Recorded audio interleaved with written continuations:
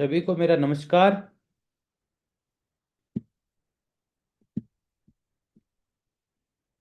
आज का ये session special session 138 NI act, इस पे हम चर्चा करेंगे।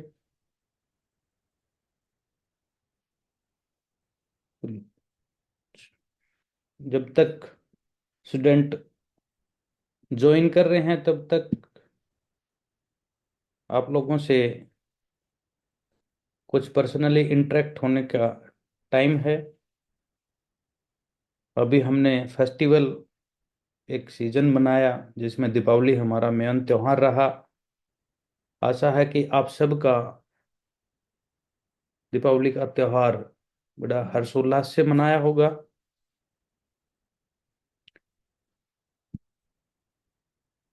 धूमधाम से मनाया होगा और सभी के लिए दीपावली का त्योहार खुशियां लेकर आए। अभी आपके बैंक के प्रमोशन के सीजन चल रहा है। अगले महीने 2 महीने के अंदर ही बहुत सारे बैंकों के प्रमोशन एग्जाम होने वाले हैं। इस कंटेस्ट में भी ये topic section 138 of NI act बहुत इंपॉर्टेंट है। लगभग एक क्वेश्चन इस सेक्शन से आपका शायद ही कोई बैंक का एग्जाम ऐसा होगा, प्रमोशन एग्जाम हो या किसी भी टाइप का एग्जाम हो बैंक से रिलेटेड, कि एनआई एक्ट में 138 पे कोई क्वेश्चन ना आए। तो आज का जो स्पेशल सेशन है ये आपके एग्जाम पॉइंट ऑफ व्यू और आप जो रेगुलर डेली अपनी दिनचर्या का बैंकिंग के कार्य निष्पादन जो करते हैं उसमें चेक से डील करते हैं। चेक जब जर्नली हमारे लिए डिसऑनर की अगर बात करें, 138 की बात करें, तो वहां काम आता है जहां हमने किसी लोनी से चेक ईएमआई के रूप में या एज ए सिक्योरिटी के रूप में भी हमने अगर कोई चेक लिया है और डिफॉल्ट होता है, या ईएमआई के रेगुलर हम जब चेक इनकैशमेंट के लिए लॉन्च करते हैं, डिसऑनर हो जाता है।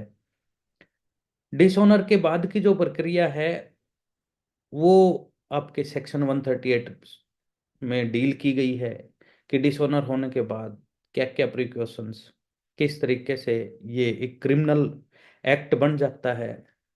ये सारी इन सारी चीजों पे हम आज के सेक्शन सेशन में आप लोगों से रूबरू होंगे। उससे पहले मैं किसी पार्टिसिपेंट से कहना चाहूंगा कि आप बता दीजिए चैट बॉक्स में या अपना अनम्यूट करके कि मेरी आवाज प्रॉपर आ रही है। भारती जी,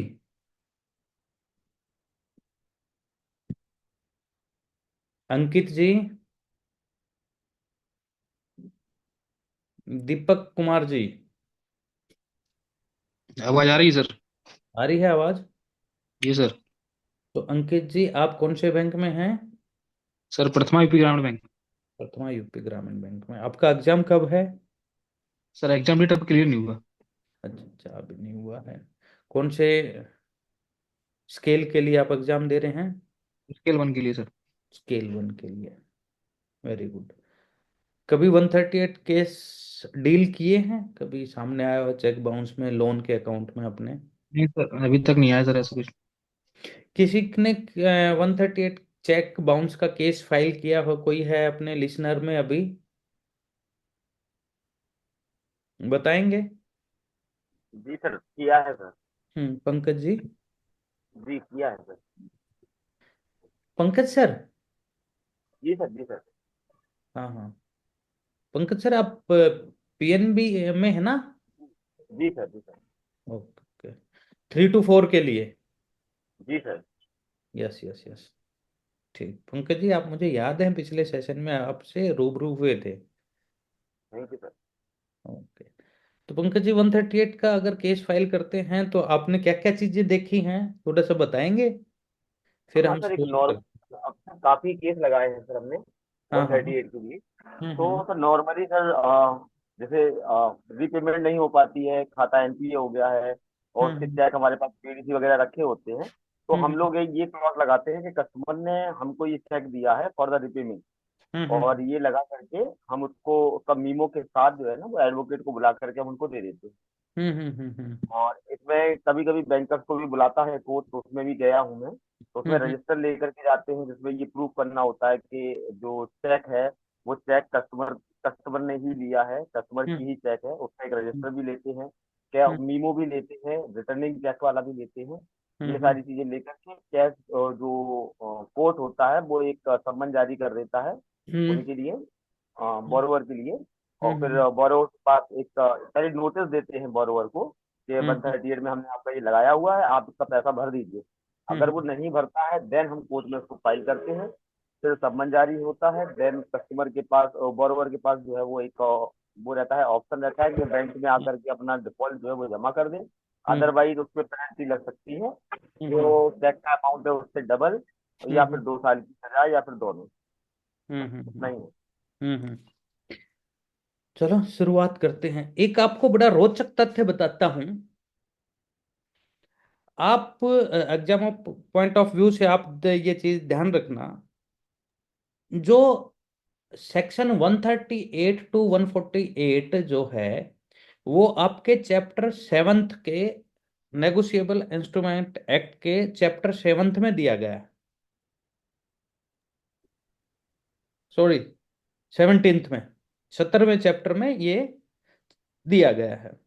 और ये अगर एग्जाम में आता है ये बात, तो मैं आपको बता दूं, जो चैप्टर 17 है वो ऐड किया गया था 1988 में। कब ऐड किया गया था?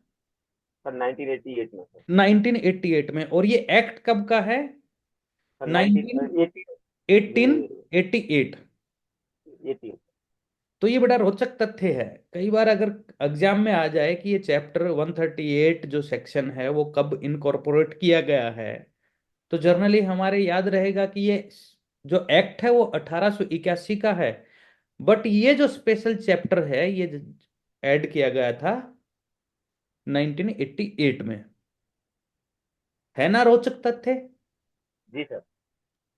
अगर हम बात करें कि उससे पहले अगर ये क्रिमिनलिटी थी ही नहीं, अगर एक्ट को, इस एक्ट में ये चीज थी ही नहीं, तो उससे पहले कैसे डील करते थे? आपके दिमाग में ये क्वेश्चन आएगा अब। जी सर। तो उससे पहले एक अलग एक्ट था जिसके द्वारा इसको डील किया गया जाता था। उसके बाद इसको उस एक्ट से निकाल के यहाँ इनकॉर्पोरेट किया गया एनआई एक्ट में। ठीक है। ठीक है। तो पहले उससे जी पहले सर, भी पहले से 138 तो के चेक बाउंस के केसेस होते थे। बट एनआई एक्ट में के थ्रू ये 1988 के बाद शुरू हुए हैं। जी सर, पहले सर वो अब एक्ट था वो पंकज जी, ट्रांसफर अब इंफॉर्मेशन। जो क्वेश्चन आवर्स हैं, अब जो क्वेश्चन आवर्स हैं वो बाद में करेंगे हम। आप अपने क्वेश्चंस ले लीजिए, अब हम क्लास शुरू करते हैं। क्वेश्चन आवर्स बाद में करेंगे पंकज जी। ठीक है पंकज जी? जी सर। हम्म। ठीक है, आप अनम्यूट कर लीजिए अब। आपको बता दूं कि एनआई एक्ट जो आया गया था वो थर्ड लॉ कमीशन इंट्रोड्यूस हुआ 1867 में। उसकी रिप्रेजेंटेशन पे ये एक्ट नेगोशिएबल इंस्ट्रूमेंट एक्ट बनाया गया और इसको अडॉप्ट किया गया 1881 में। इसका एक्ट का अगर नंबर दिया 26 ऑफ 1881 है। ये एक्ट का जो ऑब्जेक्ट है, पर्पज है, आपको पता ही होगा कि अगर हम चेक को आज 138 हटा दिए जाएं, तो जितना भी बिजनेस ट्रांजैक्शन या लेन देन जो भी हो रहा है, तो उसका क्या इम्पैक्ट आएगा बिजनेस पे। तो इस तरीके से पर्पस जो है, enhance the credibility and negotiability of financial instrument, कि जब तक इनको क्रिमिनलिटी नहीं आएगी तो कोई फाइनेंशियल जो इंस्ट्रूमेंट हैं उन पे कोई विश्वास नहीं करेगा और पीस ऑफ पेपर रह जाएंगे। ठीक है। एक अमेंडमेंट मैंने बताया कि ये 1888 के द्वारा जो ऐड करके जो शुरू के सेक्शन हैं 138 टू 142 जो इनिशियली ऐड हुए थे, after that number of amendment हुए, और लास्टली जो अमेंडमेंट हुआ है वो हुआ है 2018 में। और ये अभी टोटल जो सेक्शन है वो 148 हैं। तो चैप्टर 7 में जो 17 में जो है वो आपके अगर चैप्टर सेक्शन देखे जाएं तो अभी हैं 138 टू 148। ठीक है। कई बार क्वेश्चन आता है कि ये कौन से चैप्टर में है और कौन से सेक्शन से कौन से सेक्शन तक है। इसकी बात करें कि what is negotiable instrument act, तो नेगोशिएबल इंस्ट्रूमेंट एक्ट 1881 में सेक्शन 13 जो है उसकी डेफिनेशन दी गई है, आप ये नोट कर लीजिए। नेगोशिएबल इंस्ट्रूमेंट एक्ट के सेक्शन 13 में, ये एग्जाम ऑफ पॉइंट से एक इंपॉर्टेंट क्वेश्चन है, कई बार पूछते हैं कि इंस्ट्रूमेंट एक्ट की डेफिनेशन कौन से सेक्शन में दी गई है, तो सेक्शन 13 में। इसमें एक ऐसी चीज दी गई है, negotiable instrument means a promissory note, bill of exchange और cheque payable either to order और बियरर। ये डेफिनेशन दी गई है आपके सेक्शन 13 में।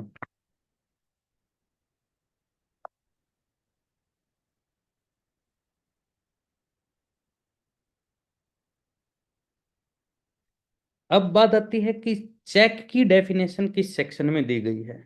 कई बार क्वेश्चन आता है चेक की डेफिनेशन किस सेक्शन में दी गई है, तो चेक की डेफिनेशन नेगोशिएबल इंस्ट्रूमेंट एक्ट की इंस्ट्रूमेंट की जो आप ये कंफ्यूजिंग रहता है हमेशा, ये नोट कर लीजिए। चेक की जो डेफिनेशन है वो है सेक्शन 6 में। और नेगोशिएबल इंस्ट्रूमेंट तीन तरीके के जर्नली होते हैं, promissory note, bill of exchange and cheque, जिसकी डेफिनेशन सेक्शन 13 में दी गई है। अब बताते हैं कि what is cheque. Cheque is a bill of exchange drawn on a bankers and payable on demand. Check is a bill of exchange drawn on a banker। अच्छा, आप कोई क्वेश्चन इस तरीके का कि पंकज जी अगर कोई check,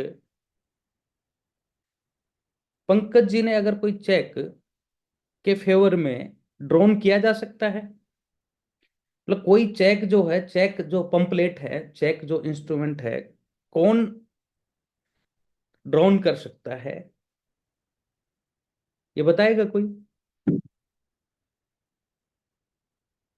only bank can pay the cheque. और जब तक दूस जब जब अदर देन बैंक के पास ये नेगोशिएट होता, एक्सचेंज होता है, तो it is called negotiation. It is called negotiation. Bill of exchange जो ये चेक है वो क्लियरिंग हाउस के थ्रू क्लियर होता है। इसका एक सिस्टम है, सभी बैंकर हैं, आप जानते होंगे कि क्लियरिंग हाउस के थ्रू एक चेक होता है। अब चेक की डेफिनेशन में इलेक्ट्रॉनिक चेक चेक भी आता है। कई बार अगर क्वेश्चन आता है कि चेक की डेफिनेशन में इलेक्ट्रॉनिक चेक भी आता है। अच्छा, इलेक्ट्रॉनिक चेक के साथ साथ एक चीज आप लोगों से मैं पूछना चाहूंगा कि क्या ईसीएस मैंडेट एनआई एक्ट के द्वारा गवर्न होता है? कोई बताएगा मुझे? ईसीएस मैंडेट ले रहे हैं आज के टाइम पे, आज जो अभी फिलहाल जो है ईसीएस मैंडेट का जमाना है, चेक कम होते जा रहे हैं, तो क्या कोई मुझे बताएगा कि ईसीएस मैंडेट क्या एनआई एक्ट के द्वारा गवर्न होते हैं या कोई और एक्ट है? अंकित जी, क्वेश्चन साथ साथ सोइए मत, मैं आपसे साथ साइमल्टेनियसली क्वेश्चन भी पूछता रहूंगा। जी सर।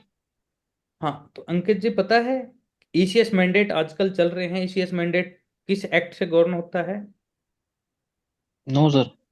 हाँ, आप सब ये नोट कर लीजिए, अगर ईसीएस मैंडेट से रिलेटेड कुछ चीजें आए तो payment and settlement act 2007, payment and settlement act 2007, जिस तरीके से सेक्शन 138 एनआई एक्ट में है, अगर चेक डिसोनर हो जाता है तो 2 साल की सजा और डबल चेक अमाउंट का पेनल्टी लग सकती है।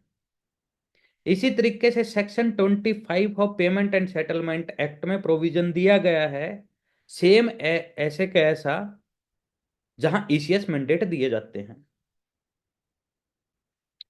तो आज ईसीएस मैंडेट का टाइम है, तो आपको साइमल्टेनियसली मैंने ईसीएस मैंडेट से रिलेटेड भी ये चीजें शेयर कर ली हैं, आप नोट कर लीजिए ये चीजें।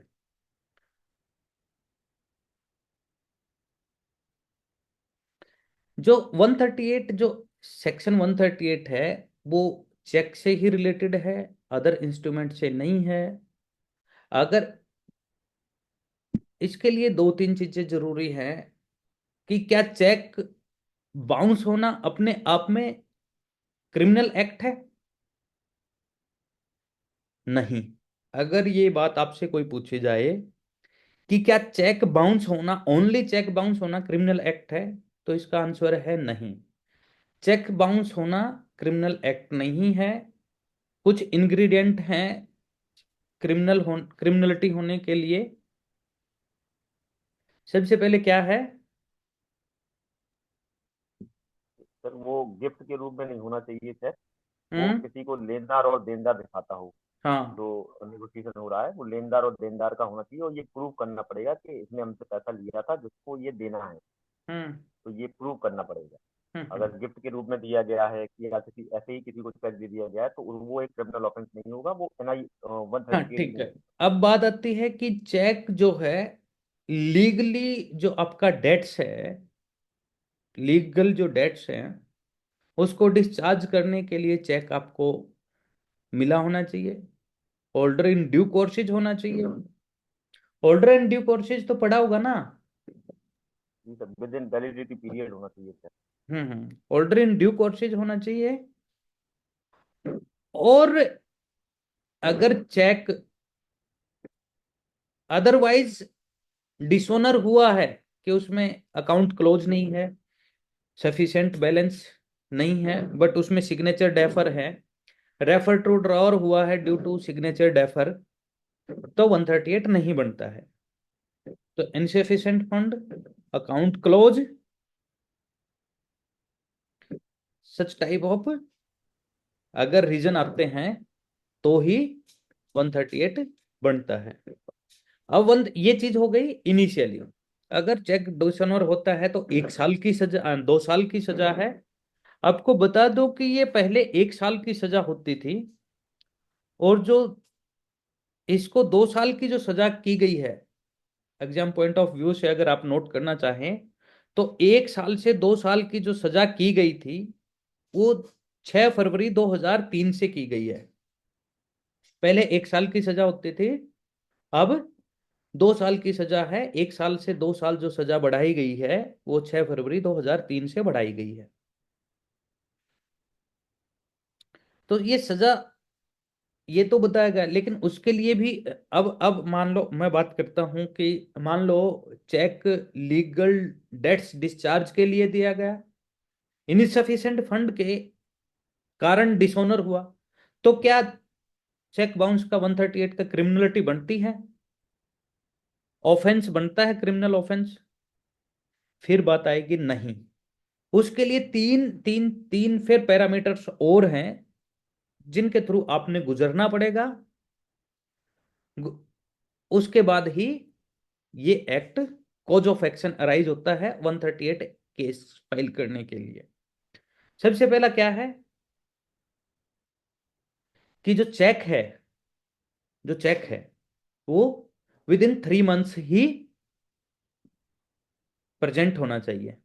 ये नहीं है कि कभी भी चेक, अगर चेक की जो डेट है वो कभी भी आप प्रेजेंट करो। चेक की डेट से, इश्यूइंग डेट से विद इन 3 मंथ्स। क्या कोई बताएगा ये 3 मंथ्स किस डेट से हुए थे? हम्म। आप नोट कर लीजिए, क्वेश्चन आ सकता है आपके एग्जाम में। पहले जो टाइम होता था वो 6 मंथ का होता था, लेकिन आरबीआई के नोटिफिकेशन नोटिफिकेशन डेटेड है,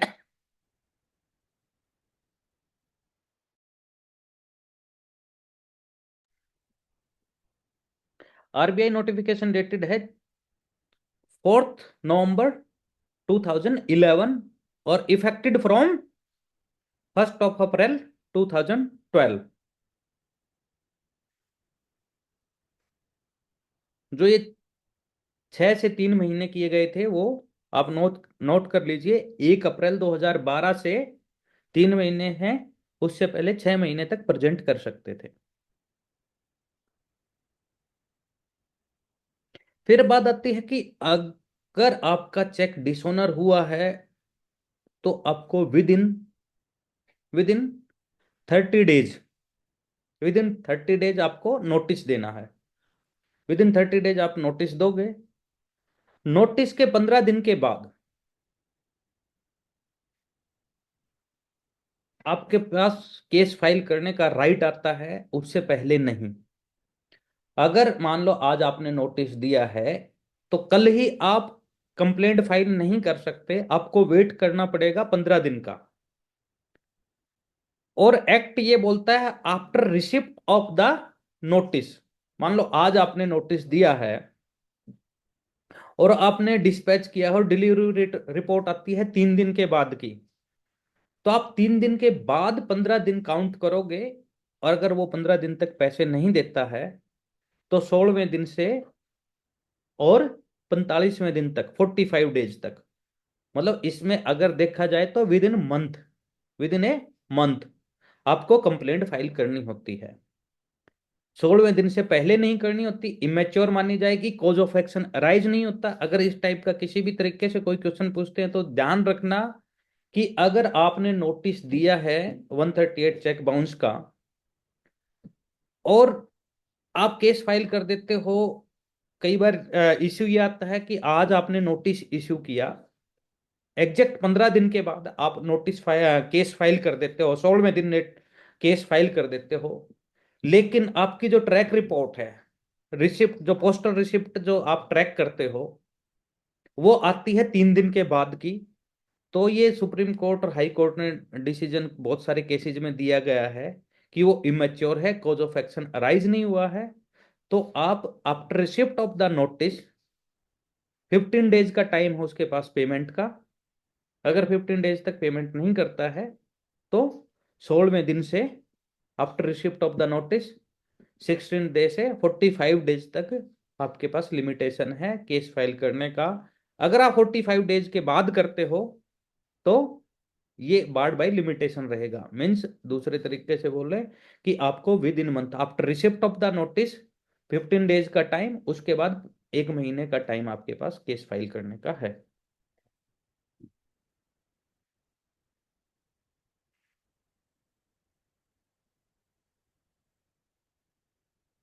फिर बात आती है कि आपको ये चीज बताया कि लीगली जो इन्फोर्सेबल डेट है, बात आती कई बार, अगर यहाँ से क्वेश्चन आ सकता है आपके पास, मैं क्वेश्चन भी डिस्कस कर लेता हूँ यहाँ। यहाँ से आपके क्वेश्चन आ सकता है कि टाइम बार्ड डेट्स में अगर कोई चेक है तो क्या 138 बनता है? तो इसका आंसर रहेगा नो। चेक का प्रेजेंटेशन का टाइम मैं बता चुका हूँ आपको, 3 मंथ्स है। नोटिस जो देना है विद इन 30 डेज देना है। अगर 15 दिन तक ड्रॉर फेल हो जाता है, पेमेंट नहीं करता है, तो आप केस फाइल कर सकते हो। कई बार क्वेश्चन आता है कि क्या रिप्रेजेंट किया जा सकता है, क्या चेक रिप्रेजेंट किया जा सकता है? तो आपको ये ध्यान रखना है कि क्वेश्चन क्या पूछता है। अगर आपने एक बार नोटिस इश्यू कर दिया, अगर 138 का आपने नोटिस इश्यू कर दिया है ड्रॉवर को, तो आप रिप्रेजेंट नहीं कर सकते, दोबारा प्रेजेंट नहीं कर सकते चेक को। अगर नोटिस नहीं दिया है तो 3 महीने के अंदर आप n number of time represent कर सकते हो बैंक में। कोई इसकी लिमिटेशन नहीं है कि 2 बार, 5 बार, 10 बार, 50 बार, 100 बार। कोई लिमिटेशन नहीं है, जितने टाइम आपने प्रेजेंट करना हो कर सकते हैं, लेकिन एक बार नोटिस देने के बाद आप प्रेजेंट नहीं करोगे।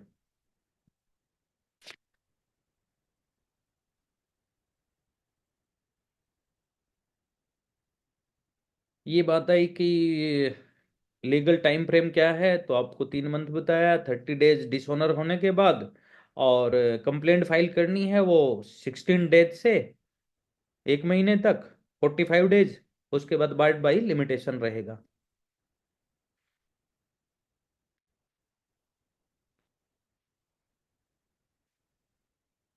फिर बात ऑब्जेक्ट क्या है, तो ऑब्जेक्ट मैंने अभी डिस्कस किए कि restore cheque credibility, increase banking trust, ensure swift records.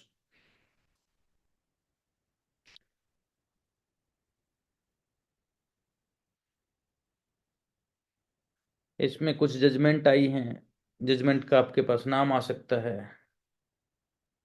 ठीक है।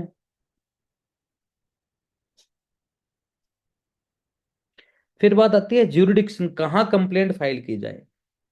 आप देखिए, मैंने ये जो आपको बताया है, 2015 में अमेंडमेंट आया। 2015 के अमेंडमेंट के बाद now provision is very clear. जहां जहां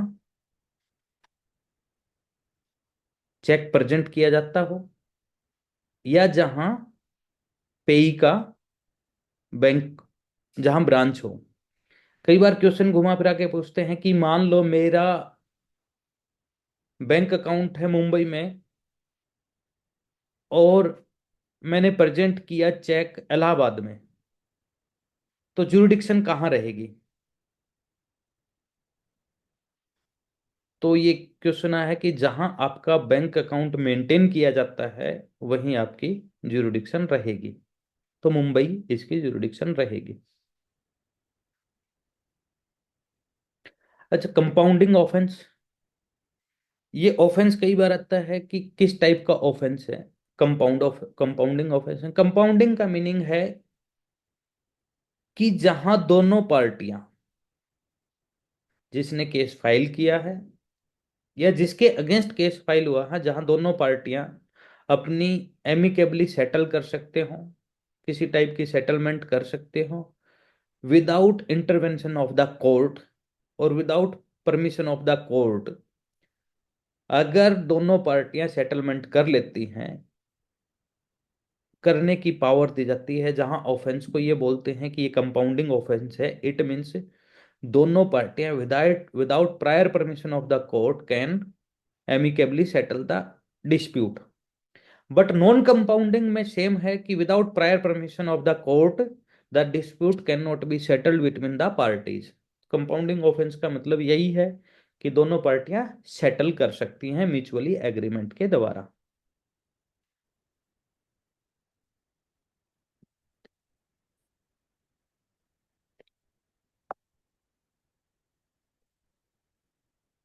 अभी एक नया सेक्शन हमने 2018 में इंसर्ट हुआ है, 2015 में, सॉरी, 15 में इंसर्ट हुआ, सेक्शन 143A। इसमें कंपनसेशन की बात की गई है कि अगर कोई चेक फाइल होता है, कोई 138 का केस फाइल करते हैं, तो जब तक केस चले उससे पहले कुछ इंटीरियम रिलीफ दिया जा सकता है, जो कि 20% तक हो सकता है। It's totally depend on the trial court कि वो कितना कंपनसेशन दे सकता है, but up to 20% of check.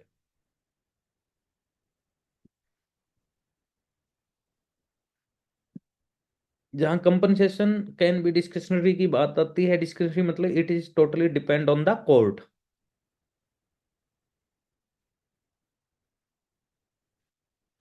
कुछ केस लॉ हैं, आप ये नोट कर लीजिए। Somnath versus Mukesh Kumar, time barred debts. मैंने अभी बताया सुप्रीम कोर्ट ने डिसाइड किया सोमनाथ वर्सेस मुकेश कुमार में, अगर टाइम बार्ड डेट्स के लिए कोई चेक रिप्रेजेंट किया जाता है और ये प्ली अगर अक्यूज के द्वारा ली जाती है कि ये टाइम बार्ड डेट में चेक इन्होंने लॉन्च किया है, तो ये मेंटेनेबल नहीं है।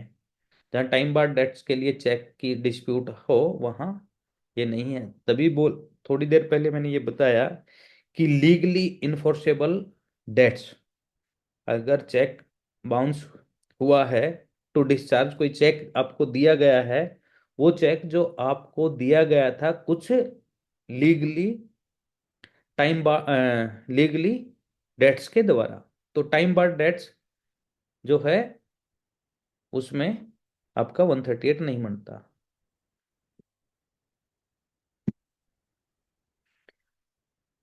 ये नोटिस रिक्वायरमेंट की बात की, नोटिस मैंडेटरी दिया गया है। बहुत पुराना केस है, urban electronics versus national Panasonic India limited. Notice requirement 138 के अगर नोटिस देना मैंडेटरी है, विदाउट नोटिस दिए 138 जो केस है वो मेंटेनेबल नहीं है। मैं अभी बताया रिप्रेजेंटेशन की, जहां कॉज ऑफ एक्शन है रिप्रेजेंट, जब तक आप नोटिस नहीं देते हो 138 चेक बाउंस का, तब तक आप चेक को अन नंबर टाइम आप रिप्रेजेंट कर सकते हैं। लेकिन अगर चेक एक बार आपने नोटिस एक बार इश्यू कर दिया, तो आप दोबारा उसको प्रेजेंट नहीं कर सकते। फिर आपके पास एक ही ऑप्शन बचता है, या तो पेमेंट करें ड्रॉवर, या फिर आप कंप्लेंट फाइल करोगे कोर्ट में।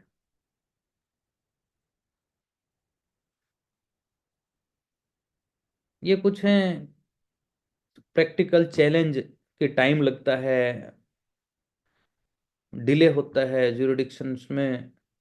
ज्यूरिडिक्शन की जहां तक बात आती है, कई बार ये होता है कि मेरा केस कहीं जाके फाइल करना पड़ता है, मैं कहीं रह रहा होता हूँ।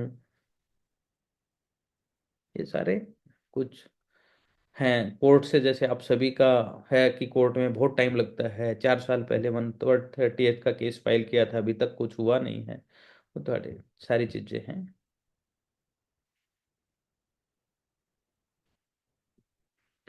अगर इम्पोर्टेंस की बात देखी जाए 138 की, essential for maintaining the financial discipline in commercial transactions, अगर फाइनेंशियल डिसिप्लिन लेके आना है सोसाइटी में, तो 138 की आवश्यकता है। 138 को क्रिमिनलिटी भी में भी लेके आना जरूरी है। अगर इसको सिविल कर दिया, इम्प्रिजमेंट नहीं रही, तो भी इसकी जो क्रेडिटेबिलिटी है, अकाउंटेबिलिटी है, वो खत्म हो जाएगी। अब कुछ क्वेश्चन है, आप अपना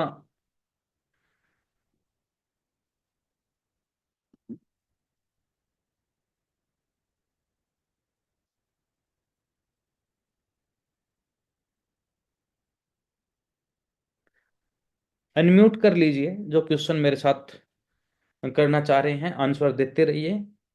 the negotiable instrument act was enacted in which year? 1881. 1880। Very good.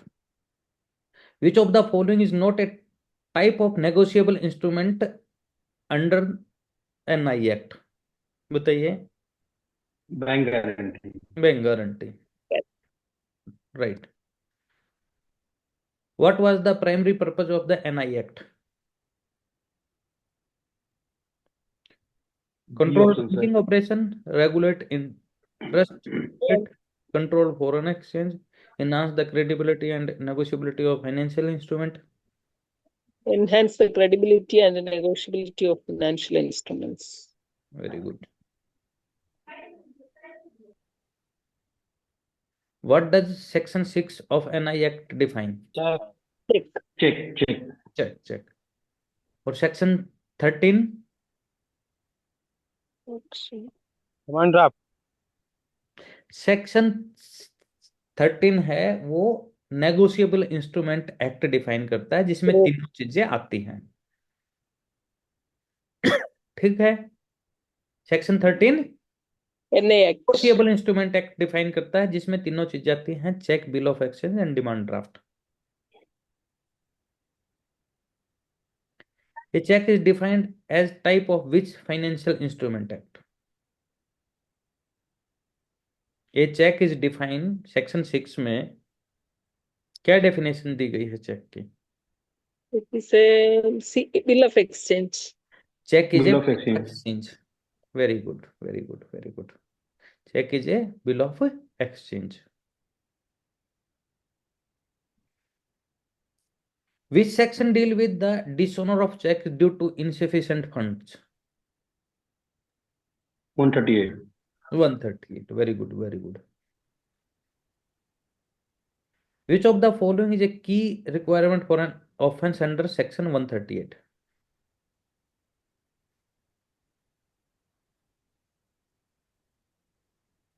Check issued for a gift. Hmm? Issued for debt discharge. ये किसने चेक इश्यूड कहा? For debt cheque discharge. Issued to for a gift. Oh, दोबारा पढ़िए। Which of the following is a key requirement for an offense under section 138? issued for debtor discharge. Cheque issued for debt discharge. अच्छा, एक चीज बताइए, इसमें एक cheque issued by a minor, अगर minor cheque issue कर सकता है क्या? आप लोगों से इसी से पूछो, आप सभी बैंकर हो। तो नियम में पाबंदी नहीं है, दे सकते हैं, कर सकते हैं, लेकिन वो लायबिल नहीं है। सर माइनर को चेक देने के लिए मनाही नहीं है बैंक में। अगर उसने किसी को चेक दे दिया है तो वो लायबिल नहीं होगा, उस पर 138 नहीं लगेगा sir.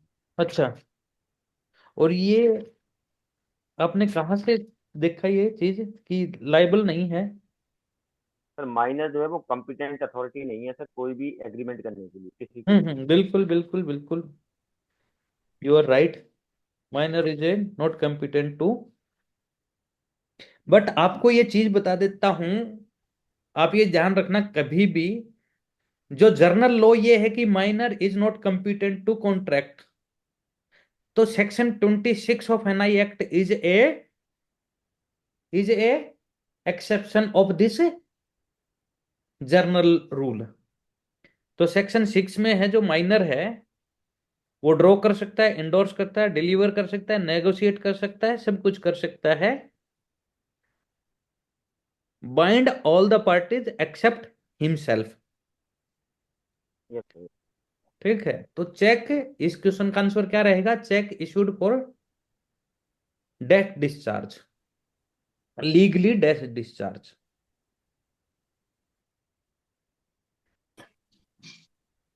What is the time frame within which a check must 3 be month। presented to the bank?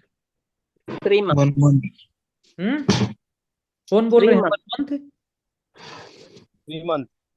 3 months? कितनी बार प्रेजेंट किया जा सकता है 3 महीने में? अनलिमिटेड। अनलिमिटेड। नोट और अगर एक बार नोटिस नोटिस दे दिया तो नहीं, फिर प्रेजेंट नहीं नॉट कर। प्रेजेंटेड। फिर नहीं होगा। ठीक है।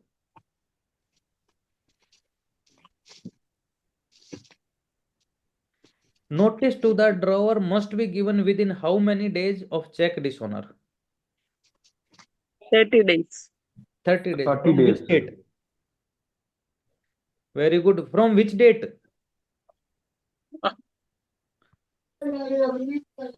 सर उसका receipt of notice. Receipt of notice. Notice कहां से आएगा पंकज जी? आज अरे वो receipt of post. Notice of cheque return sir. Notice हाँ ऑफ चेक रिटर्न। हाँ, receipt of the dishonour of cheque, receipt of the dishonour of cheque with memo.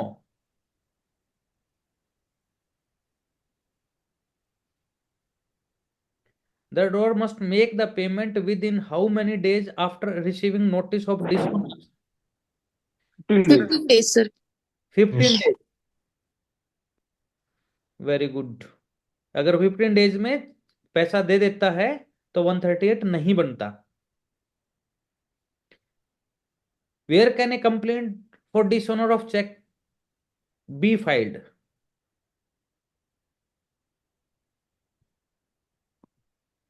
The check is presented on dishonor. Where the cheque is presented और dishonoured? Where the cheque is presented और dishonoured? The 2015 amendment to section 138 change the jurisdiction to where the check is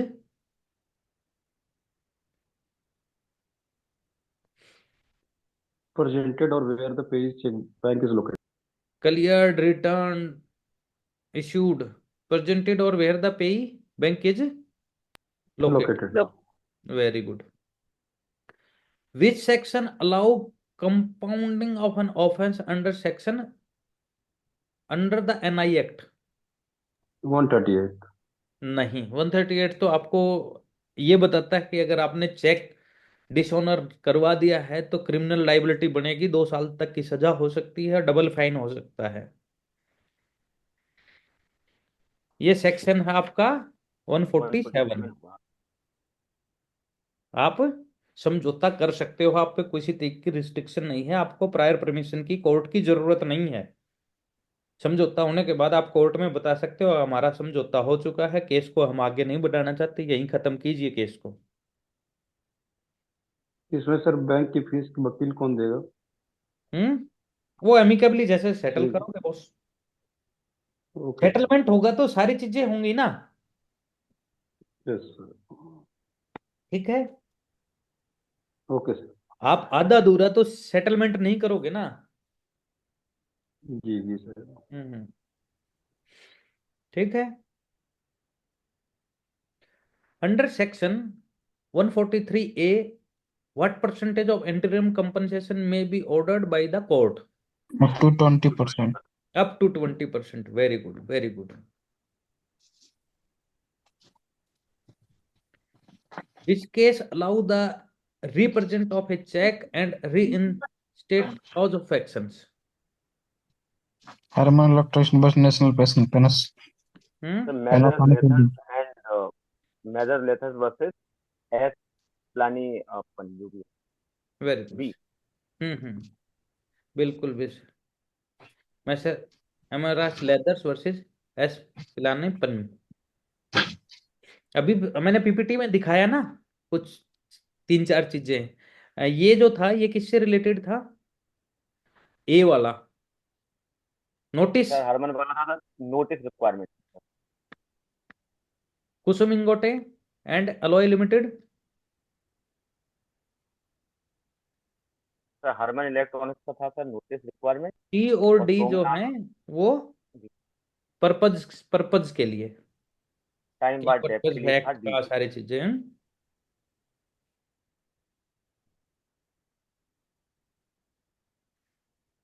Which section define electronic check?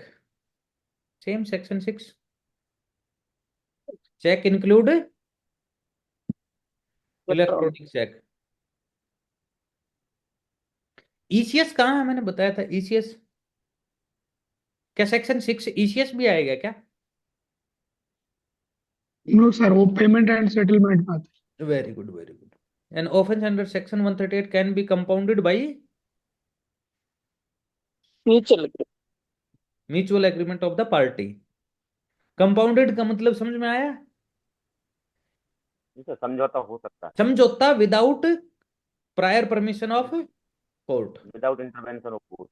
हाँ। A check can be represented within how many months from issuance? 3 months. 3 months. Very good.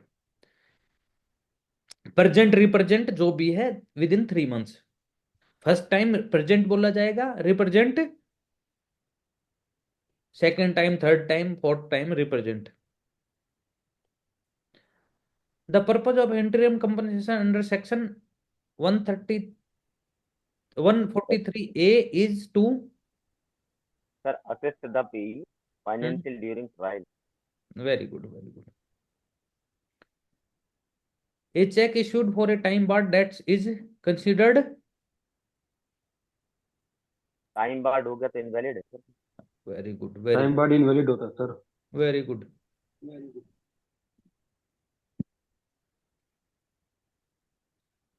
What is the filing time limit after a cause of action arise under section 138? 3 days। 15 days। दोबारा पढ़िए, cause of action arise कब होगा? Notice के 16वें दिन कब होगा? 16 के दिन। नोटिस रिसीविंग के 16वें दिन। मतलब 15 दिन जब पैसे नहीं देता है तब। अच्छा, 15 दिन तक पैसे नहीं देगा तो फिर कोज ऑफ एक्शन अराइज होता है। तब तक तो कोज ओके ऑफ एक्शन अराइज ही नहीं होता है। तो मैंने बताया था 16 से 45 दिन, मतलब 1 मंथ, 30 डेज। वहां मैंने क्या बताया, अगर इन दोनों में आए 30 डेज या 1 मंथ, तो आंसर क्या रहेगा? 1 मंथ। कोई, कोई बताएगा? 1 month. 1 month. 30 1 month 30 days। 30 days. 30 days. क्या क्या रहेगा? 30 days, sir. 30 डेज। पहले ये 15 दिन होते थे, सॉरी, इसके नहीं होते थे। कितने दिन? 30 डेज, 1 मंथ। और अगर 30 डेज है तो आपको 30 डेज ही करना है। अच्छा, एक चीज और बता दूं, अगर एनआई एक्ट में कोई मंथ या डेज पूछे तो मंथ जो आता है वो 3 मंथ्स ओनली चेक डिसोनर के लिए है, बाकी सारे डेज हैं।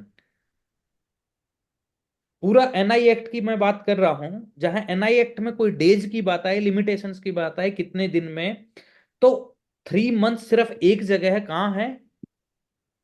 चेक रिप्रेजेंट के लिए। और बाकी जो है डेज डेज हैं। में आएगा। रहेगा ध्यान? Yes sir.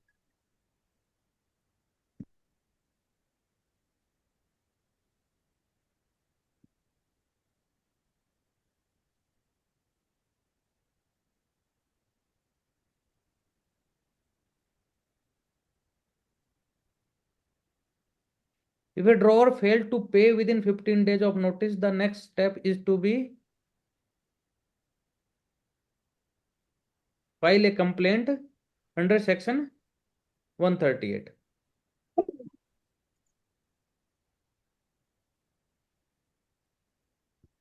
Check dishonor case face challenge such as all of above jurisdictional issues, delay in trial.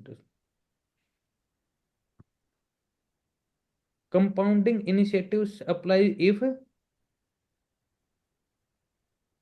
Settled sir. All all stages. Stages. All है stages.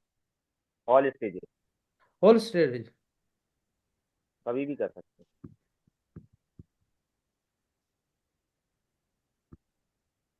settled early.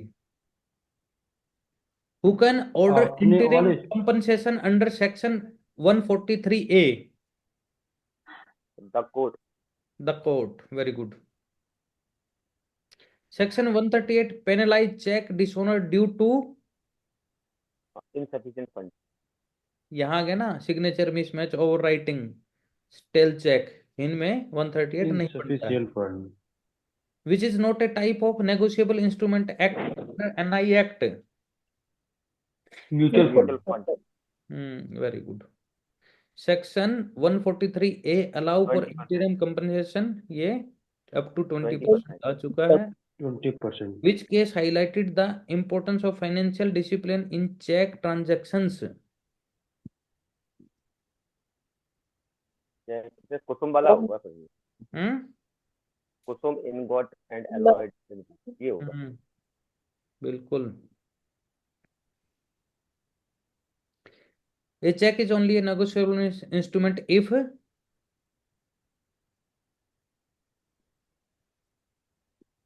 Payable to order or bearer. payable to order or bearer. Very good. Thank you. Thank you all of you. अगर आपका कोई question है तो बताइए, नहीं तो class को यहीं एंड करते हैं। आपको आपके आने वाले एग्जाम के लिए बहुत सारी शुभकामनाएं। शुभ रात्रि। जी सर, सर नमस्ते सर सर। सर एक हम्म क्वेश्चन था सर। बोलिए। सर चेक रिटर्न की चेक हेलो। को यदि वो चेक बाउंस में लगाना है तो उसमें 2 रिटर्न मेमो की जरूरत पड़ती है क्या सर? नहीं, ऐसा कुछ नहीं है। 2 रिटर्न मेमो क्यों? ये हेलो। कंफ्यूजन था सर। हाँ जी। ये कंफ्यूजन था सर। नहीं, हाँ नमस्कार सर। दो रिटर्न मेमो की, एक ही रिटर्न मेमो की जरूरत होती है, 2 रिटर्न मेमो का कहीं वो नहीं है। Okay sir sir. सरफेसी की सर एक क्लास ले लीजिए सर। है जी। सर सरफेसी के लिए सर एक क्लास ले लीजिए सर। हम लोग कुछ सर सरफेसी एक्सरसाइज के नमस्कार। लिए क्लास ले लें, सरफेसी के हाँ लिए राज, तो क्लास ले लेंगे, आप बताइए। जी सर, मिस राजेश हो सर, जाते हैं मतलब। हाँ जी सर। Thank you sir. आज का क्लास सर एनआईए में बड़ा अच्छा लगा। इसलिए हम्म। सर कि बहुत सारे चीज ऐसे बता दिए सर कि वो कभी मिट ही नहीं सकता है। जिससे कि आपने एक डेट का बताया कि केवल चेक में 3 मंथ का होता है, अदरवाइज सारा डेट ही होता है। तो ऐसा बता दिए सर कि बिल्कुल क्लियर हो जाएगा।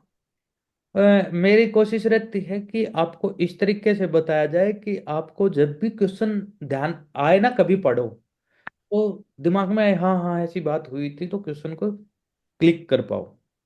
सर एक सर बहुत बहुत लिक्विडेशन बेहतर ऑफ। क्लास रहा सर। सर एक रिक्वेस्ट है सर हम्म। कि ये सर पीपीटी सर के माध्यम से, ऐसे मैं विजय सर से कहूंगा भी, लेकिन सर आप भी कह देंगे तो ज्यादा अच्छा रहेगा।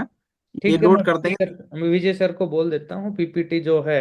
वैसे तो ये क्लास आपको जो भी है ऑनलाइन की, शायद आपके उसमें जो आपने पेड वर्जन ले रखा है आपके उसमें दिख जाएगी अकाउंट में। ठीक लेकिन पीपीटी की जहाँ तक बात है, मैं विजय सर से बात करता हूँ कि आपसे शेयर कर लेंगे। ठीक, सर पीपीटी बहुत अच्छा प्लीज लगा। सर, इसको जरूर से। ठीक, बहुत अच्छा एक लगा। और सर। ऑब्जेक्टिव है सर, जो मुझे लगता है कि एक दो क्वेश्चन ऐसा है कि एग्जाम में जरूर आ जाएगा, क्योंकि हाँ, एनआईए से। ये मैं आपको गारंटेड कह रहा हूँ कि 138 से रिलेटेड कोई ठीक केस स्टडी या डायरेक्ट क्वेश्चन या इनडायरेक्ट क्वेश्चन एक पक्का आएगा।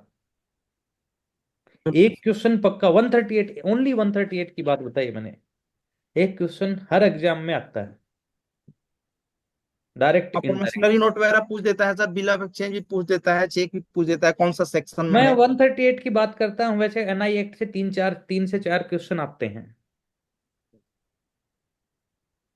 कभी कभी तो 7 7 8 8 भी आते हैं। मैं ओनली 138 की बात कर रहा हूँ।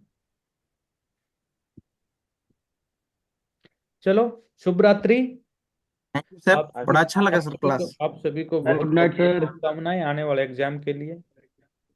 Good night sir. एक नए टॉपिक के साथ, लीगल टॉपिक के साथ फिर आप लोगों से कभी रूबरू होंगे। तब तक के लिए आप लोगों से विदा लेते हैं। Best wishes for your next exam. Thank you sir, thank you sir. Good night sir. Good night. Thank you.